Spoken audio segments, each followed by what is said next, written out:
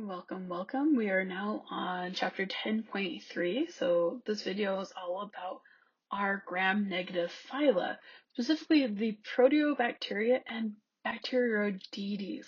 So we're going to go through some common characteristics these phyla have. So real quickly, let's talk about the section objectives for 10.3. By the end of this lecture, you need to be able to describe the diverse environmental and pathogenic roles of Proteobacteria and Bacteriodetes. Mostly we're going to concentrate on the pathogenic end of this objective. So you're going to need to be able to identify the diseases caused by diverse gram-negative bacteria. So let's get started with this. So the Proteobacteria phyla is very diverse. It's kind of the catch-all phyla for bacteria. So we have an amazing diversity of different bacteria that all have different metabolisms. We also have different shapes. We have cocci, we have spirochetes, we have heterotrophs, we have lithotrophs, we have photosynthesizers. We have all different types of bacteria here. Now, there's been a lot of talk in the taxonomy community to actually start dividing this phyla up into more specific groups, but we haven't really seen that happen yet. Now, even though Proteobacteria is a very diverse group, they all have one thing in common. They are gram-negative, so they all have that gram-negative cell envelope. Okay, so they have two membranes and they have very little peptidoglycan in their cell wall. Now, just to kind of illustrate how diverse this phyla really is, let's look at some of these different bacteria. So good old E. coli, this is part of this phyla. We have Neisseria gonorrhea. This is the organism that does cause the STI, the sexually transmitted infection of gonorrhea. We have Neisseria meningititis. Okay, this is going to cause meningitis. We have Heliobacter pylori. Okay, this is that bacteria that causes ulcers in your gut. It can live in your stomach. We have Geobacter metalloreducens. This actually is a bacteria that can generate electricity. We have Rickettsia rickettsii. This is the bacteria that causes Rocky Mountain spotted fever. We have Salmonella enterica. This is going to cause bloody diarrhea. Okay, we have good old Vibrio cholerae that causes cholera. We've talked about the cholera toxin quite a bit in this course. And then finally, we have Yersinia pestis, which is the bacteria that caused the bubonic plague or the Black Death. Okay, so really a very diverse group of organisms we have in this phyla. So when we talk about proteobacteria, we have to talk about the major group that makes up proteobacteria. Now, we talked about different groupings when we talked about actinobacteria, right? We had the actinomycetes. This is the group that makes antibiotics. Well, we have a similar type of group in protobacteria. It doesn't make antibiotics, but it's a large portion of this phyla, and that is the Enterobacteriaceae group. Now, this group is a family of enteric, meaning in the intestines, gram-negative rods or gram-negative bacilli. Now, some of the characteristics all of these bacteria in this group have is that they're all facultative anaerobes. So they like to be in low or no oxygen conditions, which our intestines are a really great place if you are a facultative anaerobe. Okay, they're very motile. They move very well. Now, the Enterobacteriaceae group can be divided into two types of bacteria. We have our commensals, so these are bacteria that normally live with us, that they're part of our normal microbiome. And then we have pathogens, okay, our disease-causing Enterobacteriaceae. Okay, so let's talk about the one that we know the most about, the one that we've worked with the most. Good old E. coli. Now, if E. coli is found in our intestines, it is what is known as a commensal. So we all have different strains of E. coli that have lived in our guts since we've been infants. Okay, they're supposed to be there, right? They can ferment lactose because that's a sugar that they've been provided with in our intestines since we've been small. Now, we have E. coli 0157H7, which is a pathogenic E. coli. Now, this is going to cause bloody diarrhea. Now, this strain is actually a major cause of illness and death in children because kids are so small. Bloody diarrhea is going to lead to extreme dehydration, and they dehydrate faster because of their size. Okay, so this is actually one that we keep an eye out for. Now, we have other genuses that make up this Enterobacteriaceae group. We have the Salmonella group. We have Salmonella enterotitis. This is going to cause bloody diarrhea. We have Salmonella typhi, which is going to be the cause of typhoid fever. If you've ever studied Typhoid Mary in history class, Salmonella typhi is the bacterial infection that she spread. We have the Klebsiella genus. This is one of our major hospital-acquired sources of pneumonia. In fact, Klebsiella pneumoniae is one of our escape pathogens. And then finally, another one that we have in here is Yersinia pestis. Yersinia pestis is the bacterium that caused the bubonic plague or the Black Death that we all learn about in history class. So it's quite a diverse group, but all of these are gram-negative bacilli. So right here we have an example of a probabilistic indicator. Okay, so probabilistic indicators are ways that we use to identify what type of bacteria we have in a sample. Now, this probabilistic indicator is set up in a very specific way. So across the top here, we have different metabolic reactions. Okay, and the numbers that we find underneath it is that bacteria species' probability of actually testing positive for this. So we have things like lactose fermentation. Okay, so E. coli is 95% probable of actually showing a positive lactose fermentation result. Okay, we have, it's a Klebsiella pneumoniae. Okay, we are going to see it grow on a test called Simmons citrate. We have different ones that are going to produce hydrogen sulfide. Okay, Proteus mirabilis is going to create hydrogen sulfide, and then they're going to show up as black colonies when they do that. Salmonella typhi also is one that does this. Okay, so this is the way that we can identify different bacteria based on their metabolism. Okay, so all of these are going to grow with glucose, which no surprise there. Glucose is like the main source of energy for all living things. Okay, but we can diagnose what bacteria we have based on what we see on each of these tests. So really quick, I want to talk about a specific example from Enterobacteriaceae. Let's talk about the Yersinia genus. So Yersinia has two main types of bacteria that we see that causes disease. We have Yersinia pseudotuberculosis and we have Yersinia pestis. Now, both pseudotuberculosis and pestis are both gram-negative bacilli and both members of the Enterobacteriaceae family.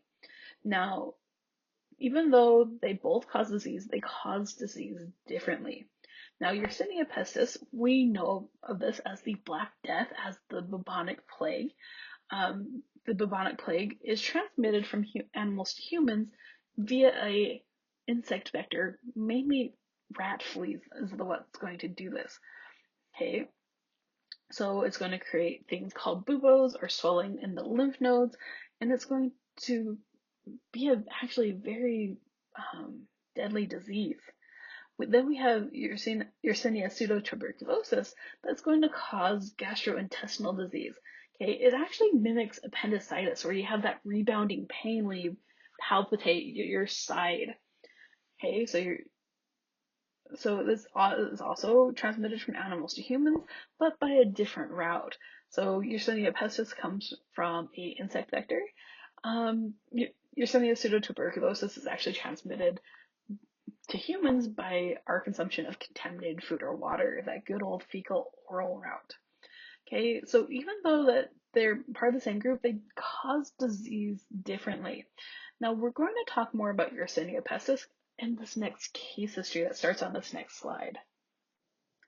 So our case history is called Yersinia and the Plague. Our case history is following Javier. He's a 28-year-old man from La Plata County, Colorado, and it's mid-July and he has just gone to his hospital's emergency room. Now, he has had a fever for 3 days. He's been extremely nauseous and has been vomiting. And what's really concerning to Javier is that he has a big lump in his groin area. Okay, this lump is called a bubo. Well, the lump was not considered important by the emergency department at his local hospital, and Javier was diagnosed with food poisoning and was discharged with no treatment. Well, 3 days later, Javier returns to the emergency department and he's even sicker than he was previously. So Javier is then hospitalized with sepsis, so a blood infection, and with both of his lobes of his lungs containing fluid and white blood cells, aka he has pneumonia. Now they take the bubo into consideration now, and the diagnosis is that Javier has presumptive plague. So Javier was treated with the antibiotic gentamicin, which is a protein synthesis inhibitor, and fortunately he makes a full recovery after his stint in the hospital. Now, before he was given the antibiotic, they took blood and aspirate samples from his lymph node, and the cultures for both his blood and the fluid from his swollen lymph node in his groin both grow Yersinia pestis, which is going to confirm the diagnosis that he has the plague. Now, what I want to do real quick is I want to talk about how Yersinia pestis is transmitted. So Yersinia pestis is going to start in a animal reservoir. Okay, it's found mostly in the blood of mammals. So we'll have a infected rodent who will pick up a flea. Okay, that flea will then bite the rodent and take a blood meal. Okay, and it will act as the vector to spread Yersinia pestis to more rodents or into humans that come into a rodent infested area. Now, what's really interesting is with Yersinia pestis can regulate its genes based on the temperature of the host it's in. Okay, so it's going to express certain genes when it's in the rodent that is at 37 degrees C, and it's going to express different genes when it's transferred to the flea. Now, fleas are colder than mammals. They're around room temperature, about 27 degrees Celsius. Okay, so they're going to turn different genes on and off to weather this different temperature transition. In fact, one of the genes that it turns on is once it's in the flea, it's going to start growing and causing an infection in the flea. Now, what's really interesting about Yersinia pestis in fleas is that it actually is going to plug their guts up and make it so that every time they take a blood meal, they don't get full. Okay, let's look at a picture here. Okay, so this is a picture of what a flea looks like when it takes a blood meal. Okay, so you can see all this blood in its gut. Okay, so in its gut at the front, there's this organ. I forget the name of it, but when it's not infected with Yersinia pestis, it's nice and clear, and they can take a blood meal and feel full. Now, when the flea gets infected with Yersinia pestis, you can see here that the blood is starting to be digested. It's turning a darker color. But if we take a micrograph of that same part of the gut that was clear before, we can see all these blue growth here. That's actually the Yersinia pestis infection. This is what's going to cause the bacteria the flea to be plugged up. Okay, so blood can't get into its stomach and into its gut like it used to. So the flea is going to feel perpetually hungry. Okay, so it's going to keep feeding and it's going to keep feeding. Now, what happens is when it takes a blood meal, either from a rodent or from a human who wandered into a rodent infested area, is that when it attempts to take a blood meal, parts of this infection, part of this plug is going to break off and go into the host of the blood meal. Okay, this is how Yersinia pestis is transmitted between rodents and humans. Okay, and then once it breaks off into the animal host, it can then infect the mammal host, whether it be rodents or humans. Okay, which is really interesting. So for the rest of the lecture, let's concentrate on some other pathogenic proteobacteria. So our first one we're going to talk about is Legionella. So Legionella pneumophila is an intracellular pathogen that causes severe pneumonia. Now, it can grow inside amoebas, but most importantly, it can grow inside human macrophages. Okay, macrophages are our white blood cells. Now, it is transmitted by the inhalation of respiratory droplets with the amoeba in it. Okay, so Legionella likes warm water and is found a lot in water sources. It's a waterborne pathogen, but it's found in a lot of air conditioning units. In fact, the region the reason Legionella pneumophila has its name is that it was first discovered in the 70s in the AC system of a hotel where it infected a whole conference of American Legionnaires, which is why Legionella pneumophila is going to cause Legionnaire disease or very severe pneumonia. Okay, so other pathogenic proteobacteria, we've talked about all of these. We have Vibrio cholerae, which causes cholera. We have Helicobacter pylori that causes stomach ulcers. And then we have Neisseria gonorrhea, which is going to cause the sexually transmitted infection gonorrhea. Okay, so a very diverse group of pathogens. Well, it's not all pathogenic. We do have some intracellular symbionts. So we talked about rhizobium. This is that bacteria that fixes nitrogen. We have bradyrhizobium and this one I can never say. Okay, these are all endosymbionts that help plants fix nitrogen. Okay, so we have some variety a little bit and not just commensals and pathogens in this group. So on this last slide of the lecture, I want to talk about the Bacteroidetes phyla. Okay, they are one of the major inhabitants of the human colon, meaning they make up a major component of our microbiome of our colons. Now, they are mostly non-pathogenic if they are found in the colon, but if they move outside of that area, they can cause serious infection. A lot of times these get transferred by either an injury or surgery. Now, Bacteroidetes is a phyla of obligate anaerobes. They don't like to be in oxygen conditions.